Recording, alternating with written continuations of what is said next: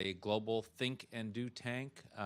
We address the world's largest challenges in energy, climate, water, forests, cities, and sustainable development. We approach these problems with a three-part strategy of count it, change it, and scale it. Today we're going to talk quite a bit about the third of those, how we scale action on climate with the momentum that continues at the state, city, and private sector level in the United States to continue making progress on climate change and help fulfill America's pledge to the international community in the Paris Climate Agreement. So some of you may know that we had an election last week in the United States. The votes are still being counted in some places, but what we do know is that the results have, in fact, expanded the map for where climate action can move forward at these subnational levels. And we'll be using these terms interchangeably throughout the morning: subnational actors, state, cities, private sector, non-state actors, et cetera. So there were at least 10 governors elected with very strong climate action platforms, and thousands of representatives to state and local governments. 1,400 candidates in this election cycle pledged to support 100% clean energy. Not all of them were elected, but many, many were. So we have a new crop of political leaders who grew up with the reality of climate change who are coming into office.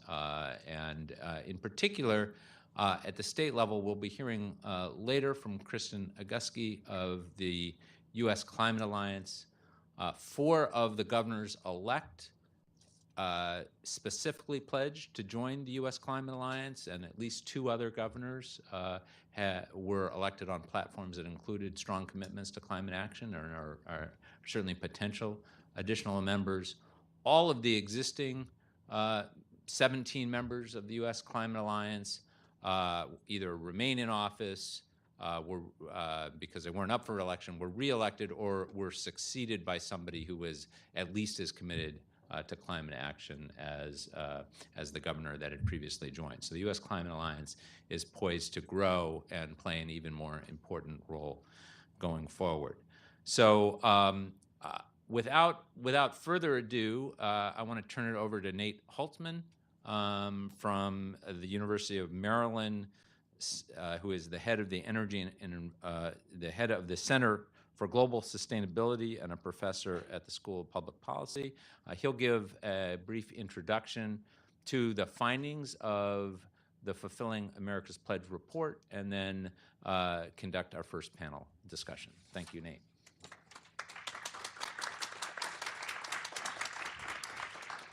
All right. Well, thank you, Dan, for the introduction. Let's see here. So we know from the recent IPCC report and a number of other sort of long-term scientific inquiries that we have to think about new ways to reorganize ourselves to rapidly reduce emissions globally. And one of the core elements of that is going to be organizing ourselves across all levels of governance, across all kinds of institutions, cities, states, businesses, and of course national governments, to support enhanced global ambition between now and even 2020, as the international community is thinking about how to rapidly ramp up ambition to reduce our global emissions by something like 60% by 2030. So with that imperative, that's framing our set of conversations today. We have a few different elements of this conversation. We're going to start out with a view on the United States and what's happening here. Thinking about, as Dan said, all of these actions that are happening, not at necessarily the national level, but at cities, states, businesses, and leadership by others in this country. But we also very much want to keep front and center that this model is not unique to the United States. This is a model that many countries, all countries around the world, will have to be thinking about as they are evaluating how they can ramp up their ambition and what kinds of actions can be taken to integrate the ambition across all these levels to support increased global ambition in the very near term. So with that framing, we do want to start out with this results from this America's Pledge report, which demonstrate what we think is not only happening now, but also could happen in the very near term to continue to drive our emissions down. So I'm going to skip to the first slide. Oh, there we go. So all of you are familiar with, a year ago or so, Donald Trump announced his intent to pull the United States out of the Paris Agreement.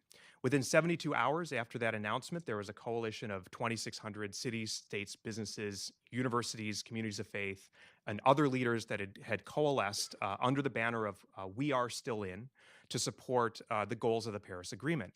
These leaders were already committed to doing actions within their own jurisdictions, using levers that they already had to continue to engage with and reduce emissions in their own spheres. What you can see on the left here is a map of where that coalition is today. It's, in fact, now I've checked recently, it's actually over 3,600 states, cities, and businesses. We will be adding, as Dan Lashoff mentioned, a few to that list in terms of state action at a minimum, and very likely other jurisdictions, because of the election, will be adding their names to the hat. Now, that in and of itself is interesting. There's a lot, is the point there. But the core question is, how significant is it, and what does it all add up to? So 2 points here is this coalition is globally significant. The coalition represents over half of the US population, 173 million people. It represents nearly 60% of US GDP at $11.4 trillion annually. If it were a country, this coalition would be the world's third largest economy. If it were a country, this coalition would be the world's fourth largest greenhouse gas emitter. So the lesson there is that this coalition is significant. It means a lot. There's a lot under their jurisdiction. We are a US federal system. That means that each of these kind of organizations, these levels of government, has different policy levers. And so the next question becomes, what can it add up to? Is it the case that these actors, through their commitments, can make a meaningful difference? The answer is unequivocally yes. What I'm going to show you next is a first, actually, there's mentioned before I show you. This is one of the co-chairs of the America's Pledge effort. This is Governor Jerry Brown. Michael Bloomberg is the other chair of this initiative, and this is working closely with the We Are Still In coalition to better understand what our opportunities for action are. So what I want to show you here, and bear with me for a moment, as this is a kind of complicated line graph. The coalition that I mentioned, the globally significant coalition, the levers that are available to that coalition are also significant. And you can see from the kind of yellowish colored line, commitments that are already on the books, in fact, were on the books as of earlier this year, can drive down the US emissions trajectory to something like 17% below 2005 levels by 2025. And I'd like to kind of underscore that without those commitments, we would expect something like a 3% increase in emissions because of things like GDP growth and population growth. We expect GDP to grow something like 18 to 20% between now and 2025. So those commitments already on the books by cities, states, businesses, and other actors can already get our emissions trajectory down. Now, you see there's two other lines there, and this is part of our assessment. The America's Pledge Initiative is not just a research project. It's not just a piece of analysis, although it is that. It is a piece of, I think, robust analysis. America's Pledge was a three-part process. As I mentioned before, we have Jerry Brown and Michael Bloomberg as chairs, working with USCA and a number of other coalitions across the United States. But it's three parts. It's analysis, it's outreach and engagement, and it's communications.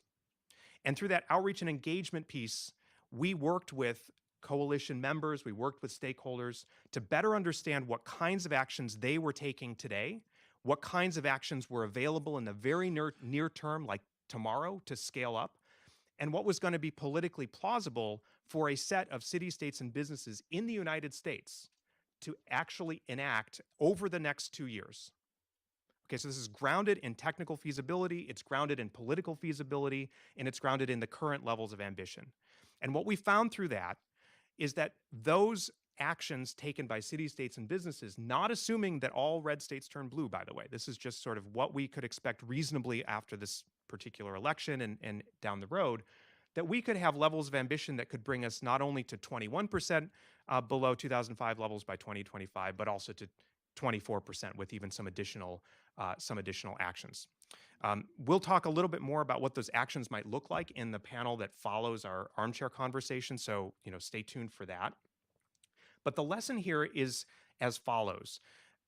Under the Obama administration, and I was a part of this discussion as we were thinking about our U.S. national target, we committed to a target of 26% below 2005 levels by 2025, 26 to 28%. The fact that this coalition can get very close to 24% below by 2025 to that U.S. target is extraordinarily significant. It's quite noteworthy. This is, again, grounded in feasible actions. This means that we can do it. This means that this coalition of actors for the near term can help carry some of that burden for the United States. But it also means that elections do matter, and federal re-engagement in the near term is going to be also essential. So those are two important lessons out of that. The final thing I'm going to mention here, and again, we will have time to get into this, is what do these actions look like? I showed you the kind of overall aggregate impact of these actions. Here are 10 specific what we call climate action strategies. You can call them whatever you want, but we call them climate action strategies. These, again, were designed with stakeholders' conversations. They represent near-term feasible actions that cities, states, and/or businesses can enact today. And so part of the message of this report is that using those actions in the near term, those actors within the United States that want to do more can grab onto a number of these and look in their own jurisdictions with their own policy levers to see what they could potentially deliver. So with that, I'm going to pause, and then we're going to actually transition to a discussion about what this kind of city, state, and business kind of action can actually add up to, not only in the United States, but also globally. So with that, I'm going to transition and invite up to the chairs Todd Stern, who is a senior fellow at the World Resources Institute and also former climate envoy for the U.S. State Department, and also Rachel McCormick, who's the head of energy environment at the Embassy of Canada. So welcome, Todd and Rachel, and we will sit down and have a conversation about the implications of this kind of thinking and how we can embed it more soundly in the international discussion.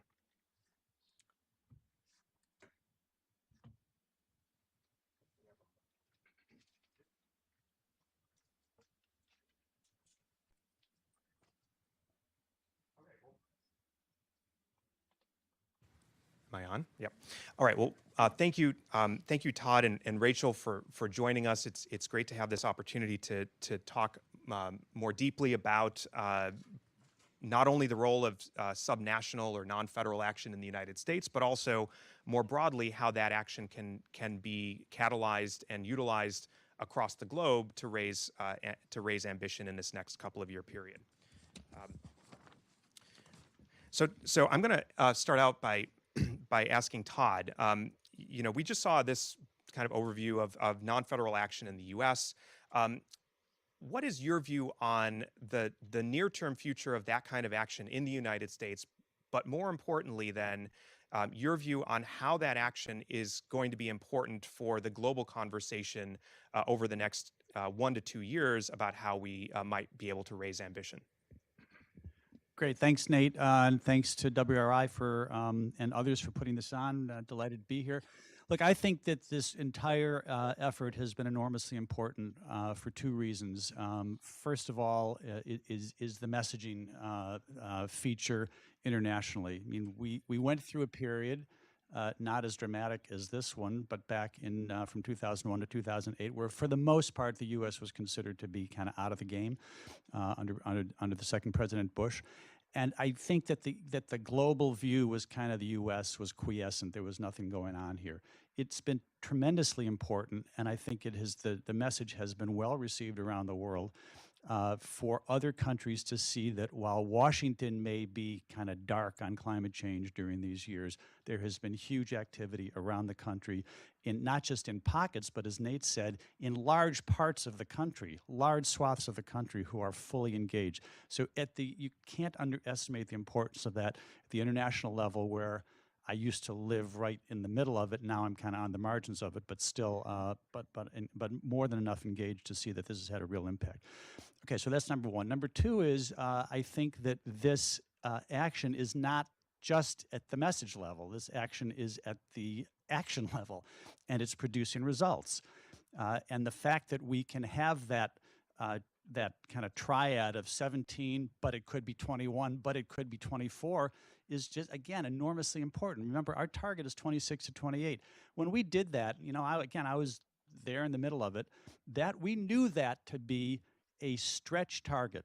I mean, I was one of the people inside who argued, let's not just do 24. I know we think we can do 24. If we think we can do 24, let's do 26. Let's do 26 to 28 to kind of push the envelope so that we can set an example for other countries, and we can push ourselves internally to do even more. So we knew that was, even if this had been a Clinton administration, there was going to have to be more stuff done to get anywhere in the 26 to 28 zone. But so we pushed that intentionally. The fact that we can get the kind of numbers that Nate's talking about through state and city and corporate action is tremendous. And it's tremendous at a messaging level, but it's tremendous at a real concrete level. And the other thing I guess I would say is that even if we had not had this kind of I won't even try to find an adjective, this kind of an administration right now that has the view that it does on climate change, we would still have needed to have a revved up, activated, action-oriented, and inspired effort going on at the state and city and corporate level. And that needs to happen all around the world, by the way. But here in the United States, we absolutely would have needed to have that, even at the most inspired and activist, even with the most inspired and activist administration nationally, because you can't do all this nationally. You absolutely do need national leadership. We don't have it now. We need it, no doubt. I'm not denying that at all. But you also need to have that radiate down so that the activism and the action and the commitment to more ambition is happening at state, city, corporate levels. Great, thanks, Todd. So Rachel, let's turn to you. Canada has also a system in which there's a lot of authority that's diverse and delegated to different levels of government. So, number one, could you just take a moment to explain that for us here, how that works and how that might be similar or different from the U.S. But more importantly, then, how that is happening in your country? What are you seeing in this space of broad engagement, like the kind Todd was just talking about at the sort of quote subnational level, and how you would also view that as feeding global ambition? Thank you, and thank you for having me. Sometimes I feel like I always kind of have to do that Canada 101 to explain how we're different, because there's sometimes an assumption. So obviously, first off, is that we have a parliamentary system, which means the cabinet and the elected prime minister are also the party that has the majority in parliament. So there's not that separation between the executive branch and Congress. Second thing is that the provinces have a little bit different types of authorities and opportunities than the states do here. And when I tell states, when I'm working with them, that we don't have the equivalent of a commerce clause, their eyes light up and say, like, what would that look like? But the provinces do have ownership of resources. They do manage the electricity systems. And we do work in what we call cooperative federalism, which is a word that's used here too, but we use in a bit of a different way in Canada. So what I would say is when Prime Minister Trudeau came into power, we had about 3 weeks from the time the cabinet was sworn in till the Paris Agreement was signed. And in that 3 weeks, one of the priorities was that the Prime Minister met with all of the premiers and also the leaders of the First Nations in Canada to talk about the development of a pan-Canadian framework on climate change and clean growth. So pretty clear message that this was a priority. They ran on that platform and they won with that platform. And that is a recognition of the role that the provinces and territories have to play, and also other subnational actors working with First Nations. And so that framework that was initiated before we went to Paris was then concluded a year later. And what it does is it says, here's the pillars of action that we need to take. We are going to really recognize the fact that we have had some provinces that have led for a long time. We have carbon pricing systems in our two westernmost provinces for over 10 years now. And notably, one of those systems was put in under a very right of center government. We had to build up from a number of provincial actions, a number of which are identified in the 10 strategies, and identify outcomes that we needed to seek together as a country, but recognize also that those provinces have different contexts and situations, and so we have to be flexible and think about how each province can have the outcome that we're seeking and work with the federal government to achieve those outcomes. And so that cooperative federalism has really continued. And I would say also that we are also working with US states. So, for example, Canada, Mexico, and the U.S. Climate Alliance have what's called the North American Climate Leadership Dialogue, where we're continuing to talk about things like electrification of vehicles. We accepted the Climate Alliance challenge for short-lived climate pollutants. And we are also working with states in the U.S. on what we're calling the Powering Past Coal Alliance. So Canada launched that with the UK. We have a commitment in Canada to phase out unabated coal by 2030, and we have a number of U.S. states that have signed on. And at the Global Climate Action Summit, we got a few more, and we're still looking for others to join. So if you are talking to folks in the states, please let them know. But I just think it's important. It's not just state action, just like Todd said. It's a cooperative approach. And so we are funding work at the provincial level. The carbon pricing system allows for the resources that are raised to actually stay in the provinces. So the provinces get to decide how to use those revenues. And where a provincial system is not going to be in place, the federal backstop is going to put the money back to the provinces. In that case, for the money that's raised through major emitters, the money is only going to go to projects that are reducing emissions. But it's definitely a partnership, and it's got to be in Canada. Well, it's very exciting, all the stuff that's happening there. And I think this is just another example. And this is not just the US and Canada, it is happening all over the world where this kind of collaborative approach is kind of bubbling up. I think that as people are becoming more engaged and interested in the climate issue, it's actually really happening, and it's happening today. So that's exciting. Part of the issue here, part of the challenge here is not only kind of motivating ambition at the national level, but also kind of enabling the countries of the world to come together and look toward each other and see how the global community is making progress, we hope, toward higher levels of ambition. So I want to turn to Todd again and ask, in this next 1 to 2 year period, it's a critical period for the international discussion on climate change as well. There's some technical elements that we need to kind of think about with respect to the Paris Agreement, but there's also a broader question and really a drive toward how to think differently and more ambitiously about raising ambition in the global community. So Todd, I wonder if you could comment about, as we look to the Secretary General Summit in 2019, as well as the ongoing Framework Convention process, what do you see is important as we look toward those events in the next 1 to 2 years, and how can this approach inform that? Okay, so I'm going to get to your question, but I first want to pause for 1 second on those, quote, technical elements, because I happen to be in a potential minority, but not such a minority, who believe that the so-called rule book, which is what the press has come to call the set of guidelines, procedures, and rules and so forth that are meant to implement Paris, that are supposed to conclude at the COP this year in Katowice in Poland, that's hugely important. Those are the elements that turn Paris from a paper agreement into an operational regime. And it's the negotiations, it's no shock. The negotiations have been difficult. They have been more difficult this year because of the lack of political leadership by the United States. There actually are U.S. negotiators there at a technical level who are doing their best, but it's a very different game. I have been involved quite a bit on the margins of these negotiations. I've been to China twice. I've been at big international meetings, and it's difficult, but it's doable. And it's doable, and I think it's going to get done. But I just want to don't forget about that, because you can't get to the next step of Paris. You can't even get to the step next year about ambition if we mess up the rule book and don't get that done in a manner. This is sort of the key, but in a manner that is faithful to Paris, because there are naturally some countries who are trying to roll back on some of the compromises made. Okay, so I'll get off of that hobby horse and get to your question.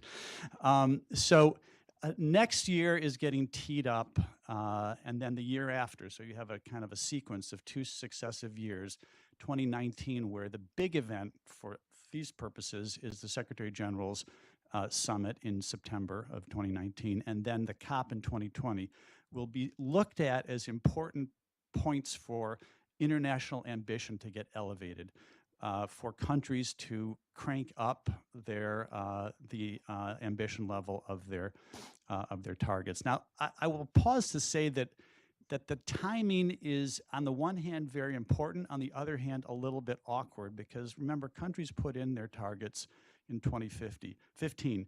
They put in those targets thinking, we all thought all the way until we got the last draft in our hands on the last day, shortly before it was getting gavelled home, we all thought that this agreement was going to take effect in 2020. 196 countries thought that. Everybody thought that. And then, in fact, it got those provisions were changed so that it could usefully come into effect earlier. But countries were thinking that what they put in were their targets that were going to start in 2020. So now, if you're looking at countries to increase that, you're looking for countries to say, well, actually, this was our target from 2020 to 2030 or 2020 to 25, but we're going to increase it. Well, okay, so you start with a situation which isn't that easy from that perspective, because China, others thought, well, we already did our target for this period. Having said that, everything in the world is getting scarier, right? I mean, we have, on the one hand, I tend to talk about this whole issue as a race against time, because the progress at the level of the real economy, the level of clean energy, is going at warp speed, faster than anybody ever predicted. But the bad impacts are also coming at us faster. So there's going to be a lot of emphasis. There should be a lot of emphasis, and there will be a lot of focus on whether those initial targets, which everybody knew were going to be inadequate, they were going to be a start. If those can be cranked up to recognize the urgency of moving faster. We just had the 1.5 report from the IPCC and so forth. So it will be important for Paris for 2 reasons: for Paris to look like it's having an impact, and for Paris to be having a greater impact, for there to be some enhanced and as much enhanced ambition as possible. So again, in that context, to come all the way back around to Nate's question, the ability for the United States to project that we're not just kind of like down there at the 15% level or the 14% level and, heading south, but in fact,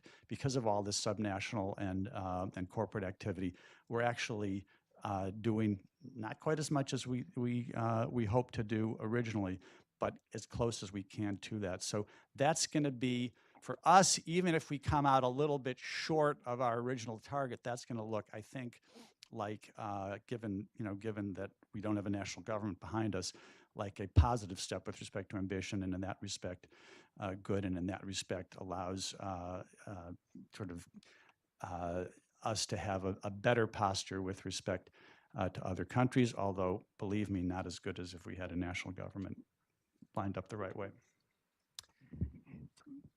Thanks, Todd. That's all points very, very well taken. So Rachel, one more question for Rachel, and then I think we'll think of some questions. We're going to do a short Q&A with the speakers in just a moment. But building off what Todd was talking about, this kind of period of looking to the SG Summit in 2019, then in 2020 having this possibility and hopefully probability of raising ambition globally. What do you see as the role of this kind of fused subnational national action in doing that? And then what do you see as the kind of burden on countries like Canada, but also countries around the world to work together more to get this ambition raised in advance of those important dates? Thanks. And I'd echo, of course, the importance of the rule book. And I think that's important for a lot of the doubters, including the conversations that had happened before the administration took their decision about the how do we know people are doing what they said that they're going to be doing. So having that accounting and having all of those things is important for the folks that doubt that the system is going to work, to show that there's rules in place. Um, in that timeline, subnational actors, and I know we've been talking about provinces and states and cities, and I think all of those are important, but I also want to emphasize the importance of industry and the financial sector. So I think there's a couple of things that are happening in that arc that are notable to mention. Of course, right before Paris, we had Mission Innovation. We have the Breakthrough Energy Coalition. Canada's hosting the Clean Energy Ministerial and Mission Innovation Ministerial in the spring of 2019. The first investments are coming out of those funds. I think those funds are talking to adaptation and transition to clean energy systems. It's talking about building back better, resilient, clean energy systems in the Caribbean and other parts of the world. And I think that's a really important part. I think the task force on climate disclosure, that's another important one. We need to see some really strong signals from the insurance, the financial sector, and the reinsurance sector. And I think we are starting to see those. But the stronger voices that come from that sector in this arc is going to be important as well, because when industry is seeing those signals through those markets, I think that really important real economy actor, I like that term that you use in the report, will be pushed even further, because obviously we are not going to meet the climate finance goals and action goals and innovation goals that we need to have without the financial and industrial sectors with us.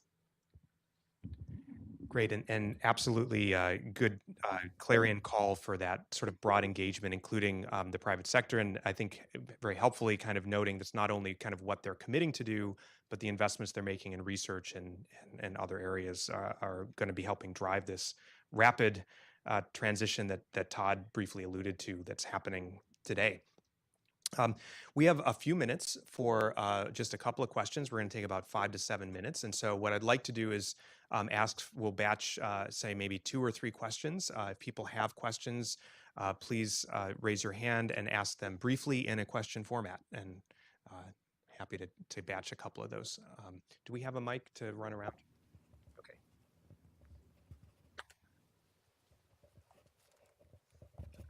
Tiniest mic in the world. Aileen Nowlin, Environmental Defense Fund. We recently saw the first WHO conference on climate and air quality. And I'm wondering what you think about the potential of focusing on air pollution as a co-benefit for many of the actions listed on your list, both as a way to enable subnational actors to show a win in a more rapid fashion than, say, avoided sea level rise in 100 years, and then also to provide some fuel for increasing ambition for that next level of commitments. Great, thanks. Let's take 1 or 2 more. See one there. Hi, Jock Whittlesey. Todd, could you tell us a little bit more about the warp speed changes that you see in the energy sector, please? Okay, thank you. And let's do one more. Yeah, John Holmes from the National Academies. I was wondering if Todd would think that the subnational initiatives would be as strong under a different administration, or has this really motivated the subnationals in a way that we would have never seen?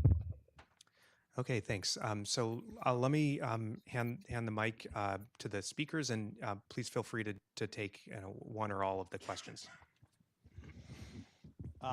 Okay, well, I'll take a shot at all 3 of them and then pass it to Rachel and see if you have anything to add. On the first one, I think absolutely 100% agree. I think the air quality co-benefits are hugely important. I mean, they have made they've essentially been the key driver, in my opinion, in China, for example. And I was last week at a conference called Greening the Belt and Road Initiative in Beijing. I think that it would be super important for that co-benefit message, that message of health about healthcare and air quality, to radiate out to Vietnam, Thailand, Pakistan, countries in Africa, and so forth, as well, obviously, as China with their international hat on. Unfortunately, China really gets this domestically, and so they're exporting their coal elsewhere at a rapid rate. So, so I think, yeah, 100% yes. Jack, I think, I'm not the expert on this, but basically what I'm talking about is if you look at the curves, the cost curves for wind and solar, which go like that, and the deployment curves that go just the opposite way. Wind, solar, battery technology is a little bit behind in the curve, but it's the same curve. Electric vehicles are moving rapidly. They're very small right now, but I'm a complete believer, and there's all sorts of different estimates about where they're going to go when. I'm a total believer on the aggressive estimates from places like Bloomberg, BNEF, because they have tended to be right, and those prognosticators who track the traditional models always get it wrong because it is the nature of models. And again, I'm way out of my technical depth here, but I have watched these things enough to know that models tend not to be able to estimate or reflect new innovation. Well, if you're not getting new innovation, you're missing the story. So there's been huge advancements, and that doesn't even talk about the stuff that's on the drawing board. I mean, it is only a few years from now when we're going to have ubiquitous charging of electric vehicles, and a charge will take 5 minutes instead of a half hour, and just stuff all over the place. So there's just tremendous dynamism in the innovation economy. And the third issue, well, yes, the question about subnational. So it's hard for me to acknowledge that there's like any even tiny little silver lining in the horror show that we've been living through for the last 2 years for reasons that go way beyond climate change.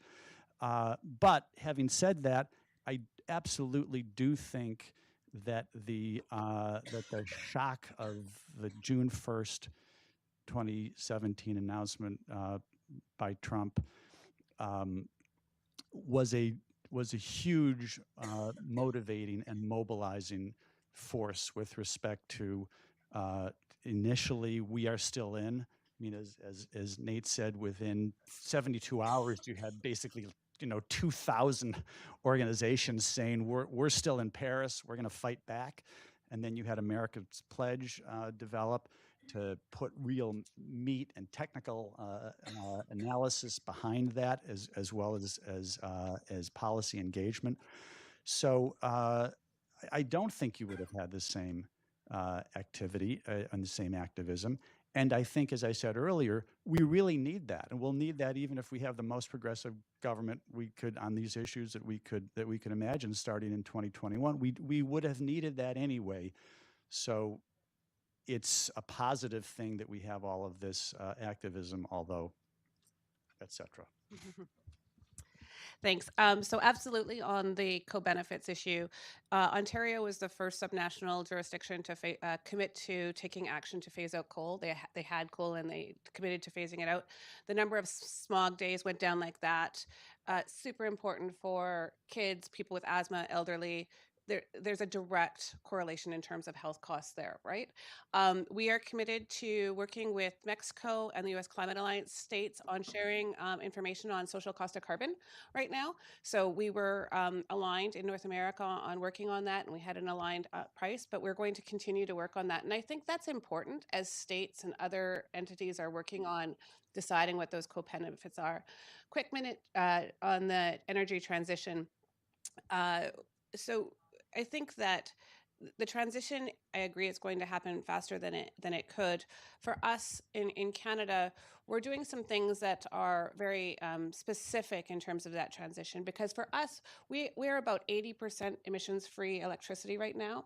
So our challenge is more in the industrial sector. So we know we need to electrify that sector. But we also recognize that in addition to incenting innovation through carbon pricing and through sort of challenge mechanisms and other things, the public sector has a really important role in terms of infrastructure to support that transition. So things like off-grid communities, remote communities, doing big R&D on some things. Like we put a significant backing into this new technology that's going to be there for aluminum, and it could really change the aluminum sector, but it wasn't something that the industry was going to take on by itself, right? They weren't going to do that. Um, and looking at things like small modular reactors and other things that you're not going to do with the private sector alone. So I think that energy transition, the trajectory is going to depend on some of the signals from the financial side in terms of carbon pricing and other things, but also public sector coming in and saying that we can do some public-private partnerships to share that risk, to sort of get over that valley of death for those big innovations we need. Great. So thanks a lot, Todd and Rachel, and also for our questioners. Clearly we are in a way in uncharted territory here. We really have to think of these new ways to reorganize ourselves and do it very rapidly, do it right, and do it vigorously. So your comments are very appreciated along those lines. Before we thank our speakers, I want to mention that we have a number of institutions represented in the next panel who, we are at this point where it's uncharted territory, and at this point we got to get the job done. And the next panel will be drawing on people with experience in these organizations who very much are getting it done and are kind of helping us think about those creative ways we can learn from their experience. We can broaden that out. We can imagine that countries, our two countries, U.S. and Canada, but also countries globally can do this integration across scales. So with that, I would like to thank our conversation panel here. So Todd and Rachel, thank you. Please give a warm thanks to our speakers. And as we are transitioning, we're going to go to this panel of doers next, and to do that, I'm going to just invite Kevin Kennedy, who's Deputy Director of the U.S. Climate Initiative here at the World Resources Institute, and also I should add a key intellectual contributor on the America's Pledge project as well, through the WRI partnership that we've had, to both moderate this next session and also introduce the panelists. So thank you, everybody, and let's welcome Kevin.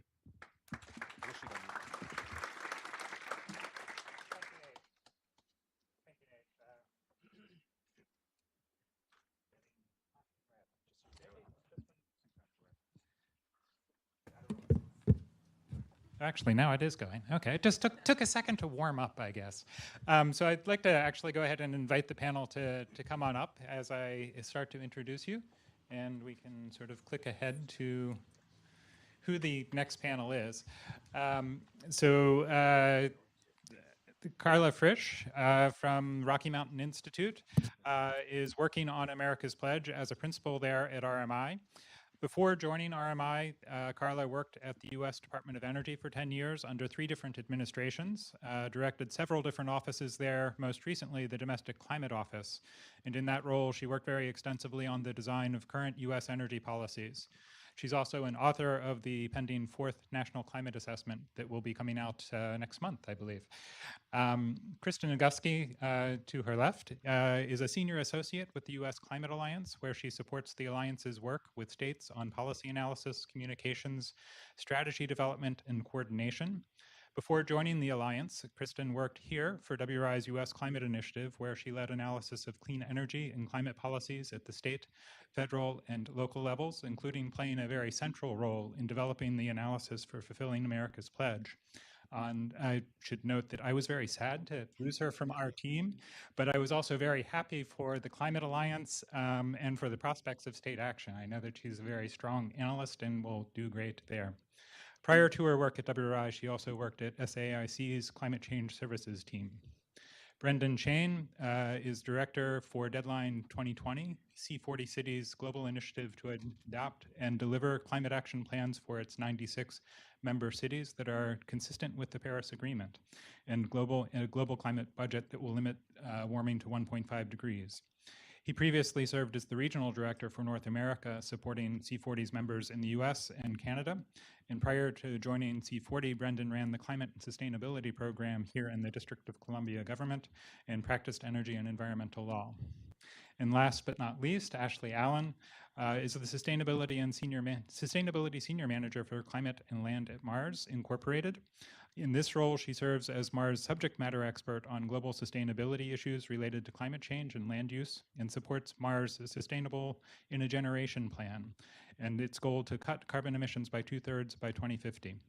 Prior to her position at Mars, Ashley led several climate-related initiatives at the U.S. State Department, U.S. Agency for International Development, and at the White House Council on Environmental Quality. So thank you all for joining us. And actually, I will go to the next slide. Because my first question actually is going to be to Carla.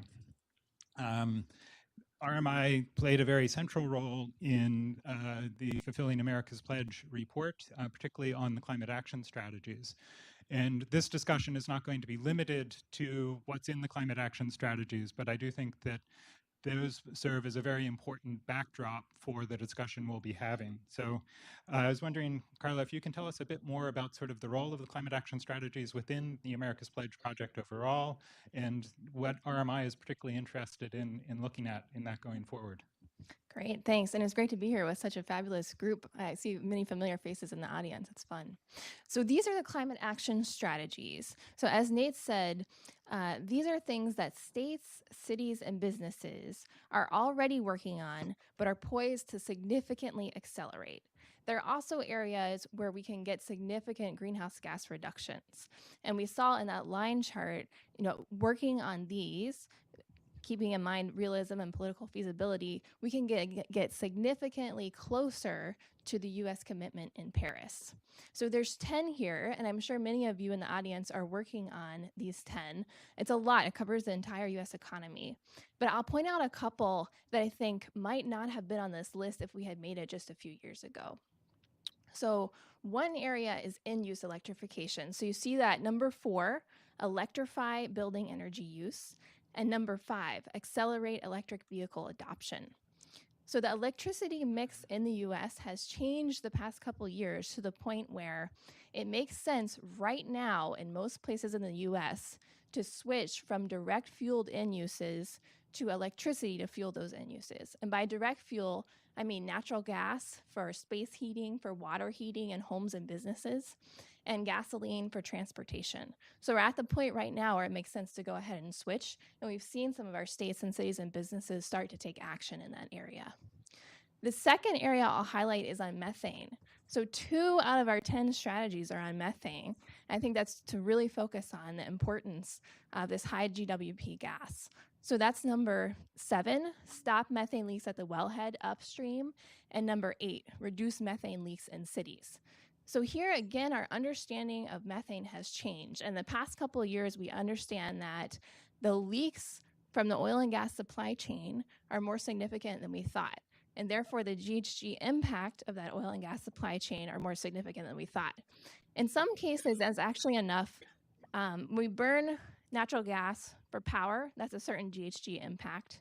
The leaks actually are equivalent to that impact. So in some cases, burning gas could actually be twice as impactful from a GHG perspective as we thought. So here we're really highlighting the opportunity area for methane. And there's lots more there, but those are a couple to start with. Thank you. And now I want to turn to Kristen and the work of the U.S. Climate Alliance.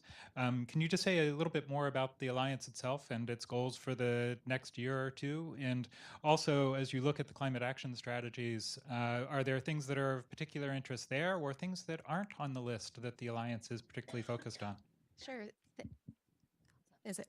Okay. Sure, and thanks for having me. So the U.S. Climate Alliance is a bipartisan coalition of 17 governors. We make up about 40% of the U.S. population, and we have made a lot of commitments that we're looking to achieve over the next couple years.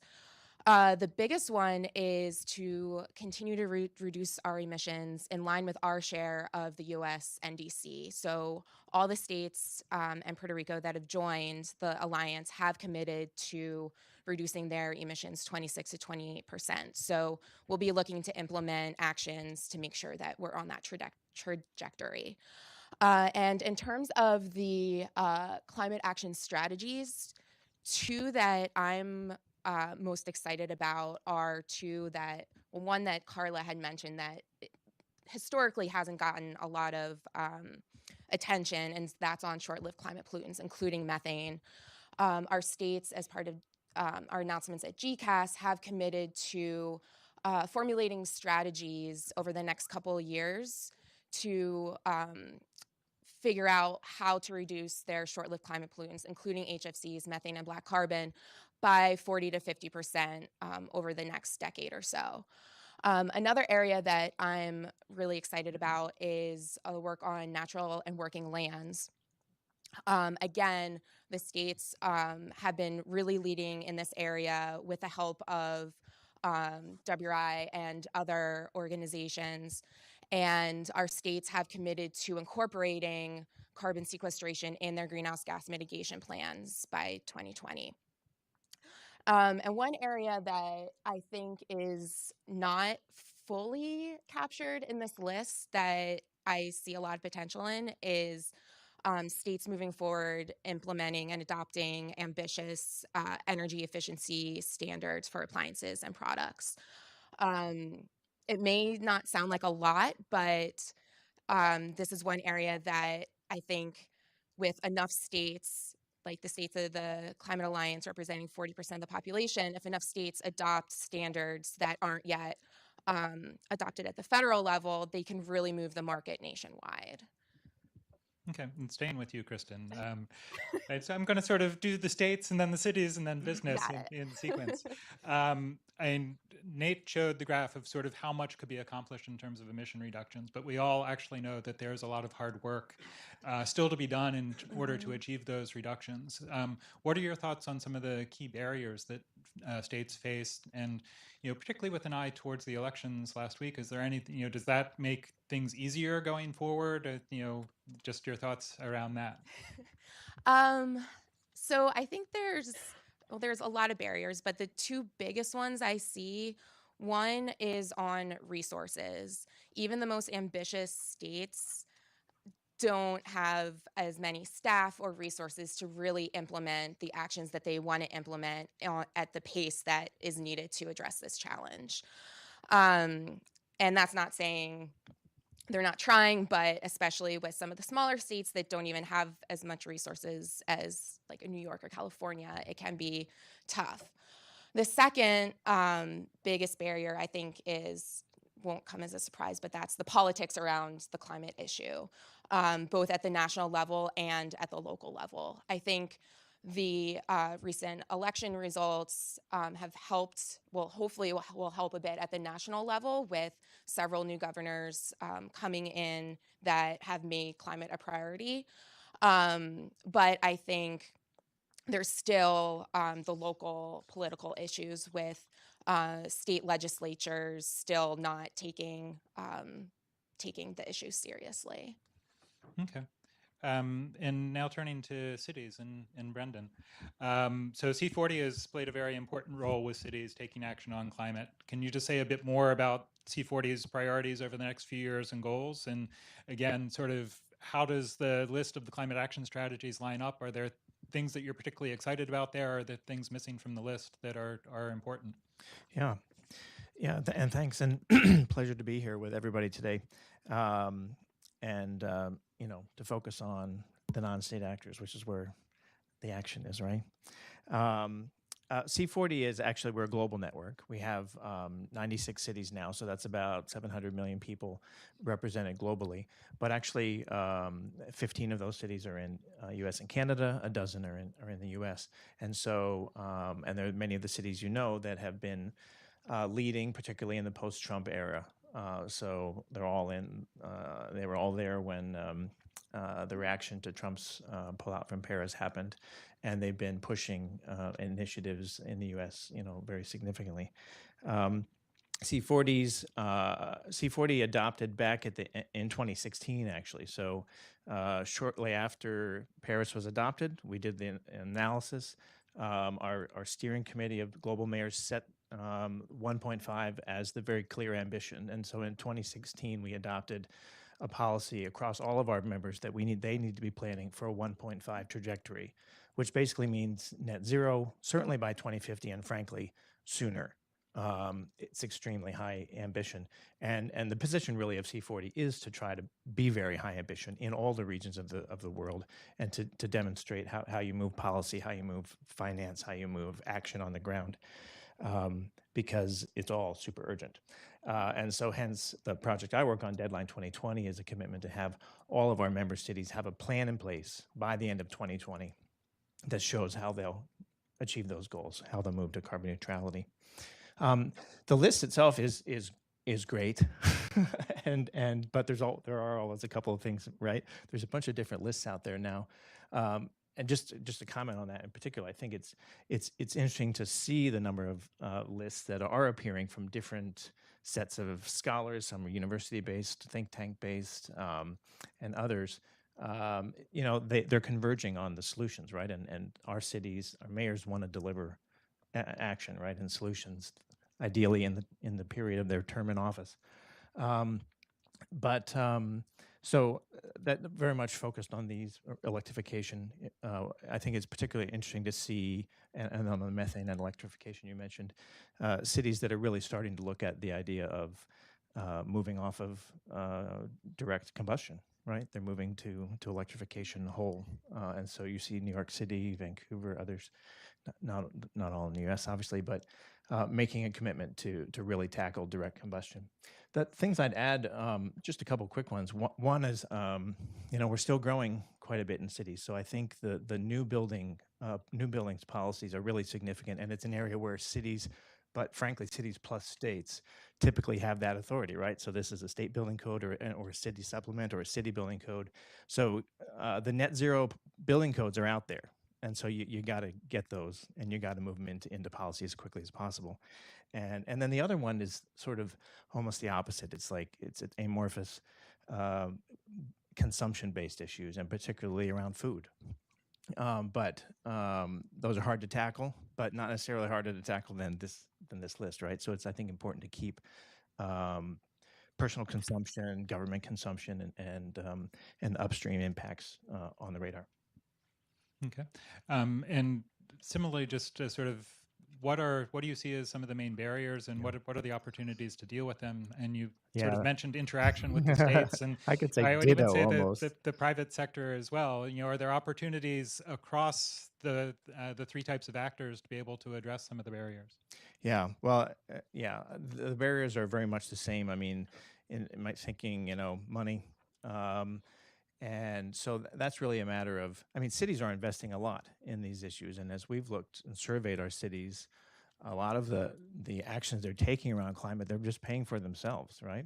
But clearly that's never going to get you there. So you really have to unlock this sort of full vertical integration at cities with the state money and clearly federal money. And then you got to get to the private sector equity. So money from all sources, and ideally monetizing the benefits that you see from these actions, helps you move there. The other is, I think you may have said politics. I was just thinking, really, at the city level, there's the politics fades a bit. Certainly doesn't go away, but I think then the system, or the bureaucracy of implementation is just a huge barrier in the United States. We don't do anything quickly, frankly.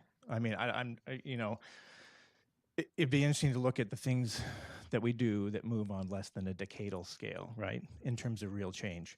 So that has to change, right? You've got to tackle the really tough issues of implementing energy systems, transportation systems, building systems, zoning changes, deal with NIMBY issues, deal with the frankly conflict between what I've done much of my career, classical environmental conservation and preservation, and the imperative of climate that's going to screw everything up, including the entire environment and et cetera. So we have some real challenges, and so I think that's where the leadership across, to your point about what what these sort of subnationals and corporates are doing, from C40, we try to be pushing the envelope hard, and I think the people, the panel you've got here are people that are pushing the envelope hard, and so you need that strong push, and you need the leadership, that's being vocal, but then it also is like pushing for those actions that demonstrate that these things really can be done and are being done. And turning now to the private sector and Ashley. So I won't ask you to speak on behalf of the entire private sector, but if you can tell us a bit more about how Mars is thinking about its climate goals, and as you look at the next year or two, are there particular elements of the climate action strategies that really stand out to you? Are there things that are missing from the list that are important to Mars as you're looking at climate? Yeah, and first of all, thanks to WRI. You guys always host the real pertinent and tough conversations that we need to be having. And I'm honored to be on this panel following Todd Stern, who clearly has been such a passionate and tireless leader of this movement for so many years. So a little bit about Mars. You know us for candy, probably, right? But we're really a $35 billion multinational food company with also huge portfolios in food, such as Uncle Ben's Rice, and pet care, Pedigree, Royal Canin, et cetera. So you can imagine that's an enormous footprint, an enormous web of supply chains. And our goal is simple: transform the entire food system. It's really easy. Really easy.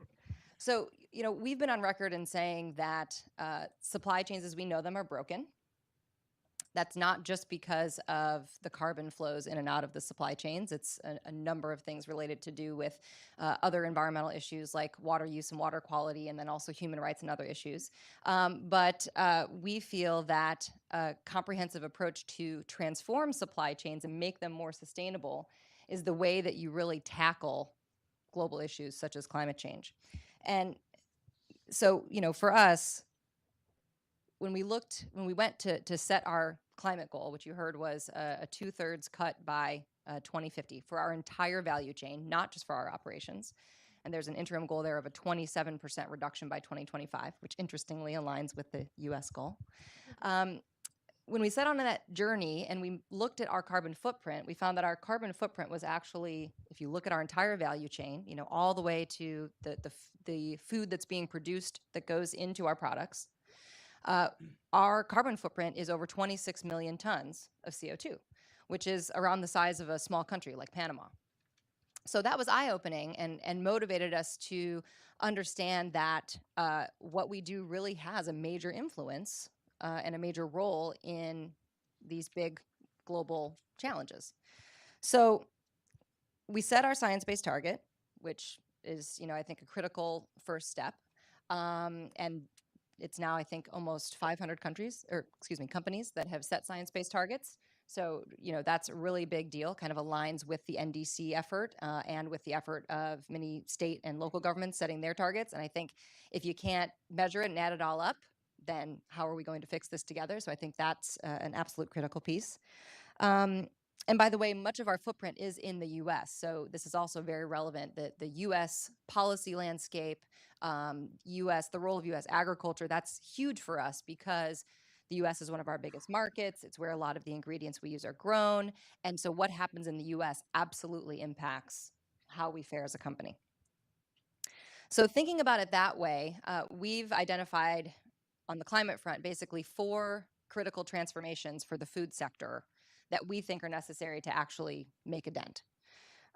First of all, a couple of them align with the action strategy. So first of all, go all in on green energy, but not just renewable energy like the RE100 goals that a lot of us have made, but also looking at renewable thermal. A lot of people forget about thermal energy. A lot of it's used for things like processing at the factory level.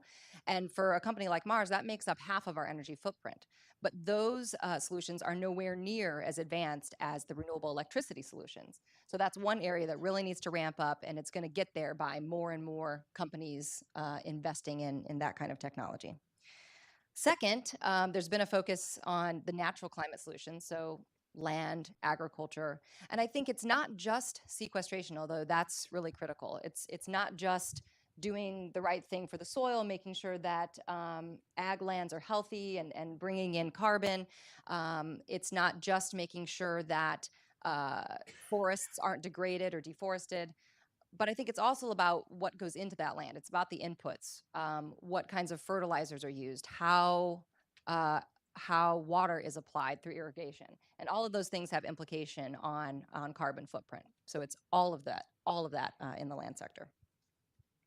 And then targets was the third. So I already talked about that. And then the last critical piece, which is actually missing from this list, so a good version 2 for next year, is resilience.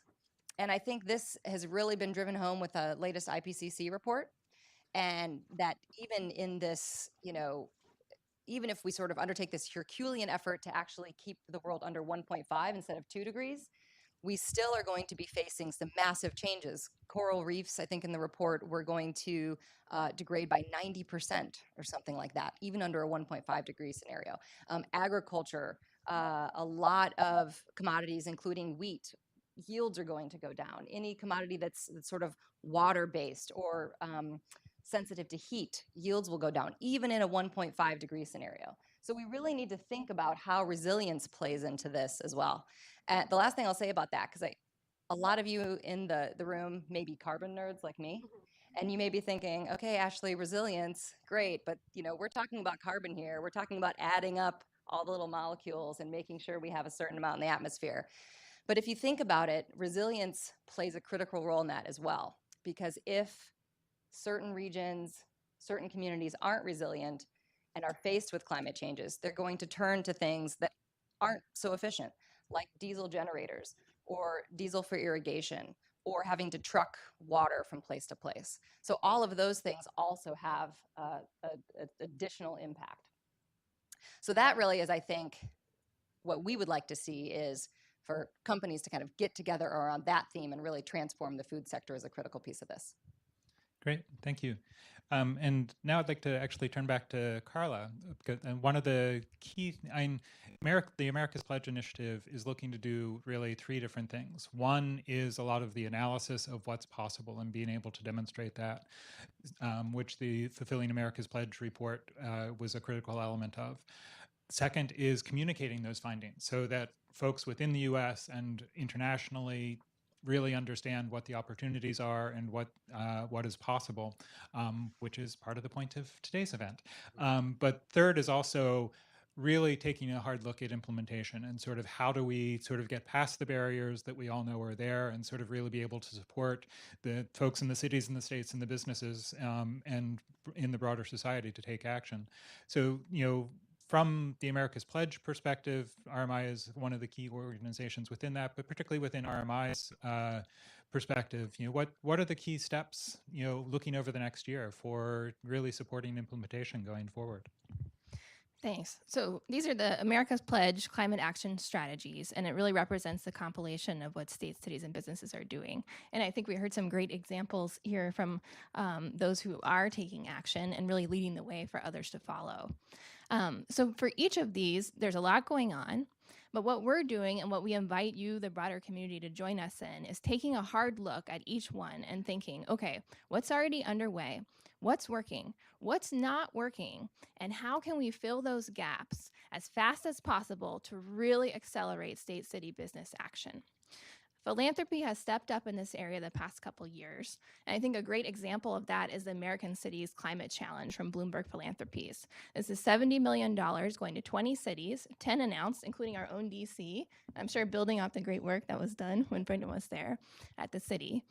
and really helping those cities meet or exceed their climate targets. So this gets back to the barrier of helping cities, states, and businesses with that technical assistance. You know, they're doing a lot. Climate is part of their mission, but how can we help poise them to be able to make it easy to take those climate actions? And I think all of the folks in this room and beyond who work with these entities really have this opportunity to step up and help them turn those commitments into serious emissions reductions. We can come together as a community and continue to provide that technical support, but do so in a very coordinated way. Thank you. And we're going to have some time at the end for audience questions and answers. So, be thinking of your questions if you haven't been already. But I think the last question I'm going to sort of ask to each of you in turn, and I'll just go down the line, is as you look at this moment in terms of climate action in the US and more broadly, what is it that makes you most optimistic? So starting with Brendan. Well, there are certainly things to be optimistic about, and I'm, try to be an optimistic person, given that, the level of challenge we're facing. I think and to the point of the event today, I think that this effort, the sort of collective, if it's a silver lining, as Mr. Stern was suggesting, there is an amazing groundswell of activity. There are a number of very specific and high ambition actions from U.S. mayors and some of the biggest cities that would not have happened on the same time scale if they weren't in reaction to Mr. Trump. So take it for what it's worth. That silver lining. Things are moving, and they're moving much more quickly. The push of philanthropy, the commitments that are coming to support city action in particular in America's City Challenge is one. And then one just specific element of America's pledge and the other efforts really is that this is a great opportunity to tell the story more effectively. And I think that one of the, again, to Mr. Stern's point, there is amazing movement happening. And frankly, a lot of people don't know it. And some people, if they have heard it, may not believe it, right? Well, is renewable energy really that cheap? Can I really charge a vehicle that quickly and go that far? People just don't believe it. And so the ability of the sort of collective voice of CEOs and mayors and council members and governors to be, telling the story that this is happening is hugely important. And so, I think that's how you start to see this uptick in adoption when people realize that it's really happening. And so, just the sort of collective nature of the response to Trump in part, but the efforts of all the organizations here today are huge. And the other one that I was going to say is also stealing from Mr. Stern, because the costs really are low, and so we have opportunities now for cities to move their own energy demand, for instance.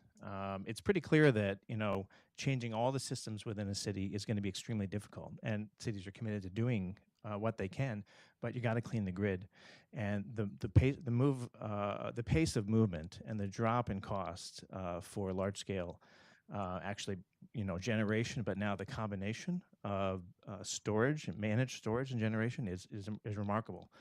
And as people start to implement these systems, it's like almost like making money, right? You put a big battery in with a nice renewable system, and all of a sudden you realize, well, you can shave peaks, and you can move power when you can make money, and all of a sudden these ideas get even better than you thought they might be. Great. So Carla, what makes you optimistic? What makes me optimistic? And I really do feel positive about this. I'd say two things. One is the sheer number and breadth and depth of commitments of the entities that have joined the We Are Still In coalition and are building to meet America's pledge. It's really amazing. And the second thing, I think maybe more personally, at Rocky Mountain Institute, we do a lot of long-term thinking, like way out in the future. How can we be super innovative? What's the next business model? What's the next sort of revolution? And lately, when we've been brainstorming these ideas, then we look around and we find, wait a minute, that idea we thought was so far in the future and so amazing, there's a city or a state or a business that's already doing it. And I love it when that happens to push us beyond our boundaries and even think farther into the future. So thanks. So, coming from the state level, I think what makes me most optimistic is um, just how focused states are on the implementation side of things. States have long been leading on the climate front, but I really get the sense that that momentum is starting to accelerate. For example, Colorado and California have had in place standards to reduce methane from oil and gas. At GCAS, we saw Virginia announce their intention to start the process of regulating that as well. And we've also seen 3 additional states join California in starting to go through the process of adopting regulations on HFCs to backstop the SNAP rules. Um, and then I also think just looking to a couple of really exciting announcements over the past couple weeks, North Carolina set its first economy-wide greenhouse gas emissions target, 40% reductions, also a 40% reduction in energy use. Virginia came out with another executive order looking at resilience, really exciting things there. And then both of those states are also made announcements to get more electric vehicles on the road. So I think momentum is picking up, and especially with the potential to add new members to the alliance, I think there's going to be a lot of exciting things happening, especially because all the work done with the U.S. Climate Alliance is state-led. So these states are just really excited to get the work done. I think for me, it's really simple. It is the passion and dedication of the group of young people that are showing that they're going to have their voices heard on this issue, and they're not going to sit back and wait for their elders to act. And business and government, I think, is hearing them to some extent, especially business. I've heard our chairman in so many forums talk about how one of the main business drivers for why Mars is doing this work is because we know that the incoming group of talent, that group of young people that are voting for the first time, that are graduating and looking for jobs for the first time, that are very educated, very diverse, and very much global thinkers, are demanding that the places that they work actually represent their values, and that is seriously driving companies to change the way they do business. And yesterday there was a sit-in in Nancy Pelosi's office of young people demanding action on climate change. So they're also taking that message to their policymakers. And I think all of us, even most of us in the room, have been working on this issue for a long time, are clearly very, very dedicated and passionate. But we can probably learn from that and ask: are we taking that passion into what we're demanding from our workplace and what we're demanding from the food choices that we make and the companies that we buy from? And are we demanding it from our policymakers? Great. Thank you all. We'll take we have about 10 minutes or so for questions. And so we'll, again, sort of batch 2 or 3 of them together. And looks like there's a lot of enthusiasm in that corner of the room. Hi, I've gone through the report. I'm a transport person, and I'm struck by how little the emissions reductions. When I look at your chart, you're saying about 40 million metric tons CO2 reductions in transport versus about 620, the more ambitious targets for power. And I just think because people aren't, to just talk about electrification when we're putting 17 million new vehicles on the road each year, only 1% of which are electric, they're going to last for a long time unless people think that those vehicles are going to be scrapped prematurely, which I doubt. You've got to address that. There's some small reference to something Portland is doing in the report, but very, very little. On the state and city level, there's a lot that can be done. Cities can ban employers from offering only parking benefits if they want to. They can require cash out. They're not doing it. State can require insurance to be offered on a mileage basis. It would have far greater impact than a carbon price. These are things that aren't occurring, but could be occurring and should be highlighted in a report like this. So I hope you consider that. Thank you.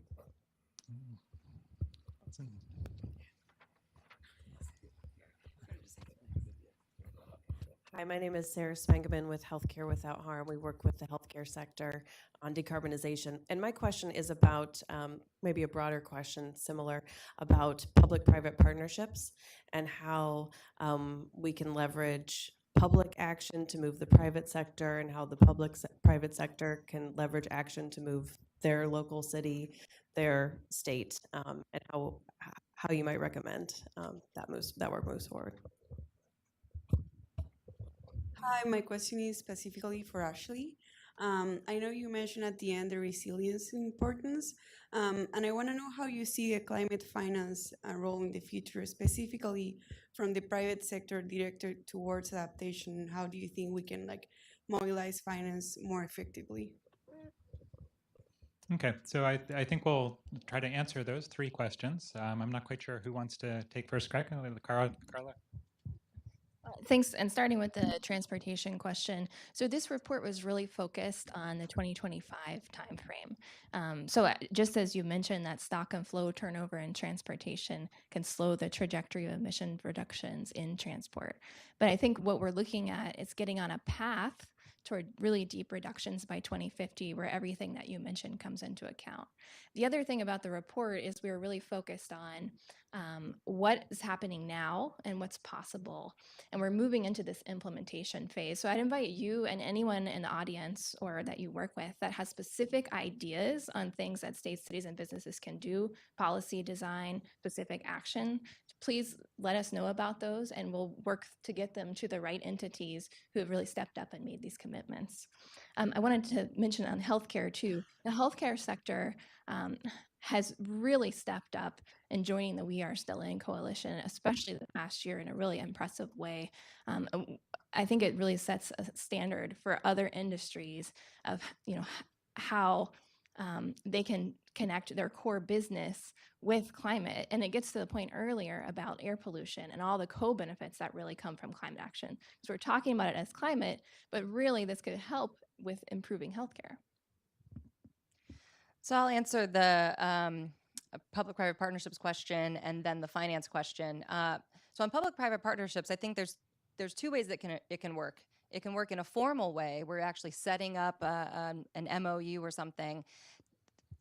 When I was on the public side, that was one of our main focuses to find those opportunities. Now that I'm on the private sector side, I find that the informal public-private partnerships are actually something that we invest more time in, such as engaging with policymakers about what electricity or energy rules they have and how it helps or harms our ability to procure renewables through a PPA or something like that, or working with governments to jointly try to support farmers in their efforts to produce cocoa, for example, in a way that uses less resources and achieves higher yields. It's those informal partnerships that seem to require less transaction costs, less coordination and governance, but that can really have a big impact. I think we need to start moving toward more formal partnerships, and in particular in the agricultural sector. I think that that's a good opportunity.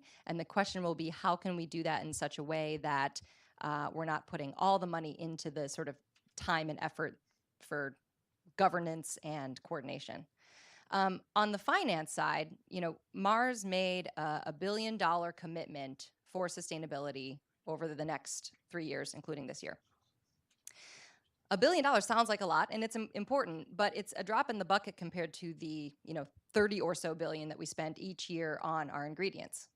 So the $1 billion is going in a targeted way to things like specific certifications, premiums for goods that are actually taking into account their carbon footprint, reducing their carbon footprint, projects in developing countries, things like that. But where we really want to move the needle is by making that entire investment portfolio for sourcing ingredients sustainable and low carbon. And I think if every company looks at where they spend their money in that way, that every dollar that they use can be used to influence carbon emissions and influence environmental outcomes, that's where we really see the big private finance flows.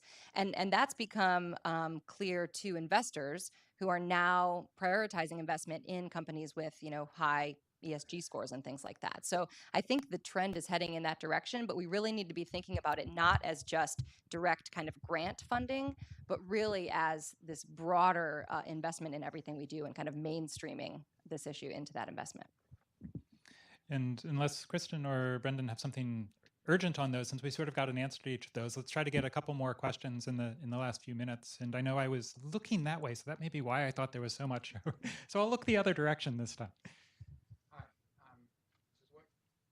Maybe it doesn't. Maybe I can just shout out my question. So I'm Jeppe Helsted. I work at the Danish Embassy here in DC. And thank you for your presentation. It's a very, very interesting discussion. I was wondering on the electrification point, whether you've done any analysis, because I completely agree that's the way to go, but whether you've done any analysis of what it's done to the load and the additional demand for electricity and how you meet that in a green way, while cleaning up the grid. Because of course energy efficiency can hopefully get us part of the way there, but whether you've done an analysis in terms of how that affects the load. And maybe a question in the middle. And hi, thank you all. Austin from the Earth Day Network. I just wanted to ask, in addition to the economic and political capacities, have any of you in your domain considered any legal options for sort of stopping these rollbacks of EPA stuff, or doing sort of these class action state lawsuits I've seen from California through Oregon and Washington? Thank you. Go maybe with one more question. Looks like they really are all over on that side.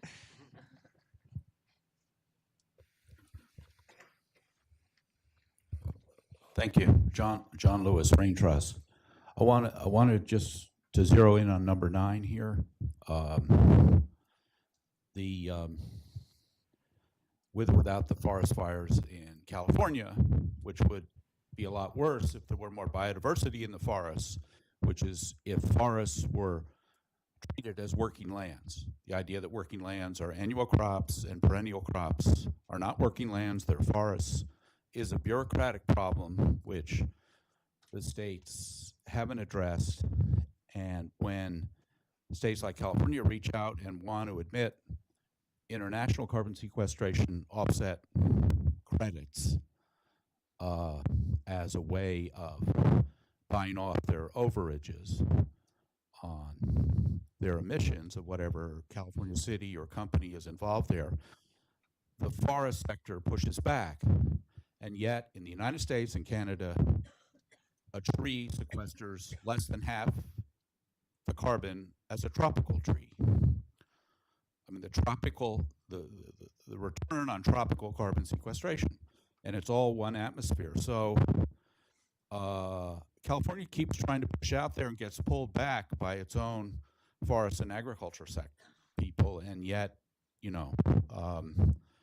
if agriculture was more climate smart and there was more intercropping of forests, perennials, and annuals, California might sequester more carbon, but compared to the tropics, it's nothing. So this is partly a question for Mars and partly for the whole state policy question. California's hit it first, but the other states are going to hit it soon. And if you look at the numbers, they should accept international offsets. Thank you. So who wants to start in on these? I will. I'll at least tackle the second two. In terms of legal options, well, the U.S. Climate Alliance doesn't get involved with that, but a lot of the states that are part of the alliance have joined together to sue the Trump administration over the various rollbacks.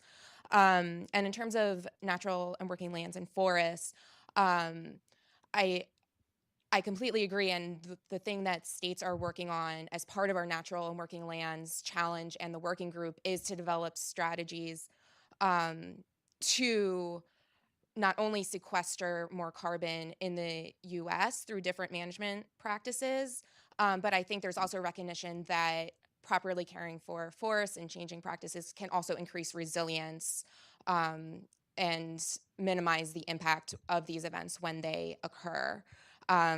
So at least on the domestic side, which is where we're focused at, I think a lot of the states are really looking to do more there.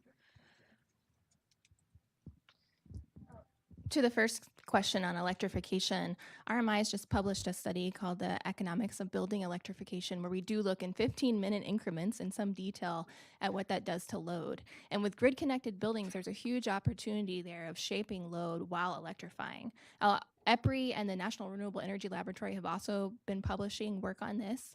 And I'll say, as far as the economic opportunity, there would be an increase in electricity demand. So there's a huge economic opportunity that provides. Did you want to comment on the working lands? Yeah, so I don't want to comment on the specific policy, but on your overall concept of the fact that we really need to focus on the opportunities of forests, both tropical and deciduous forests, to sequester carbon, I think that 100%, I agree. When I was talking about our carbon footprint earlier, what I didn't mention is that a third of that footprint is related to deforestation. So we do an estimate of the impact of commodities, raw materials, impact on deforestation. And that includes, in particular, pulp and paper, a lot of which comes from the US and from Russia, but also palm oil, beef, soy, and cocoa. And I think, amazing if we can get some new market options going. But for us, even more immediate is the opportunity to put pressure and incentivize, so carrots and sticks, I guess, our suppliers of those raw materials so that they are actually doing their due diligence to ensure that the lands are, first of all, that they're not encroaching on natural areas or high conservation areas, but that also they're being managed in such a way that really maximizes carbon sequestration. The bit that we're kind of struggling with that a market would definitely help with is how do you value that in such a way that they actually see the monetary benefits and not just the benefit of our additional purchasing power. So that piece, I think, does absolutely need a lot of work, and we need to really rally behind that. So I'm afraid we've run out of time. This has been a very good discussion. I would like to thank Nate and Rachel and Todd from the first panel, my panelists as well. I think it's been a very good discussion. And I think one of the important lessons for me from the America's Pledge work and from where we are on climate action overall is the increasing recognition that we really have to be embracing an all of the above strategy, that we can't be picking and choosing sort of where we put action. It's not just federal or just states. It needs to be everyone working and finding ways to work together.